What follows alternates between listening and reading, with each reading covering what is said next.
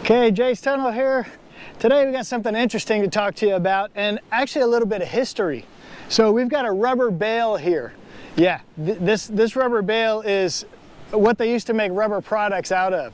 And so what you'll notice here, and I'll see if I can pull these things up.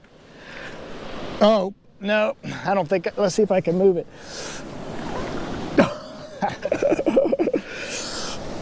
No, okay, I'm not moving this one. Okay, I thought I was going to be able to, but they're usually about 200 pounds, and they're a big block, probably like this. So this one's probably halfway buried in the sand, and it's been here for a while. But it's basically all these sheets of rubber that have been folded over, laid on top of each other, and then there was a rubber sheet that went all the way around it to keep them together. Now, this one looks very old, because it is. These things are actually thought to be coming from a ship that was sunk by the U.S. in World War II.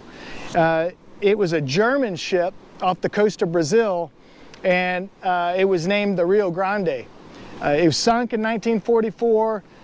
Apparently the theory is that this boat is corroding, it's breaking apart down deep in the ocean, and these rubber bales are drifting up, floating, getting in the ocean currents, and then washing up on our shorelines here. And so I know that right now there are about 6 of them on Matagorda Island. Near Port Aransas beaches, there's around 3 or 4. And then down on the Padre Island National Seashore, I've seen 4 or 5 down there. So that tells you that there's a large area where these things are washing up at. And then there's also reports in Florida that they're washing up. And so what I'll do is I'm going to show some different footage here of different bales that are washing up, so you can kind of get an idea of what they look like and the sheets on here. But you might be thinking, is this real rubber? Is this synthetic rubber? I'm not real sure. You know, they started right around World War II time frame. They were running out of rubber. You know, usually there's specific trees that create this sap that they do a process on with that sap that created rubber back in the olden days. I mean, they've been hundreds of years they've been using this method, and they would create sheets out of it that then they could make rubber products from. But then they started creating right around World War II time frame. They were running out of the natural rubber and they needed mass production, and they started with synthetic rubber. So whether this is synthetic rubber, you know, made of chemicals, I'm not real sure. Now, apparently, you're supposed to be able to take some of these sheets apart, and there's supposed to be a number.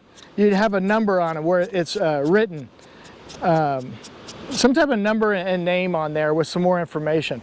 So I'll see if I can rip this off and show y'all. But I thought, in case y'all ever see these, last summer on Mustang Island State Park, there was one that washed up. And so these are continually washing up, I guess about a couple every year. So if you happen to come up on one, you can see, now you know what it is, and you can tell some other people. Now, I do have people that take their knife out and they think that, oh, this is a bale of weed or something like that, and they start digging into it. But I'm going to put a close-up here of my knife. But if you try to cut into it, I mean, you can put your knife into it, but trying to cut into it is like almost impossible. Like it's kind of like what you would think about if you're trying to cut into your tire of your vehicle or something like that. So, okay, well, that's it for this episode. A little bit of history that you might find washing up on the beach. We'll talk to you on the next episode of Beachcombing. Bye.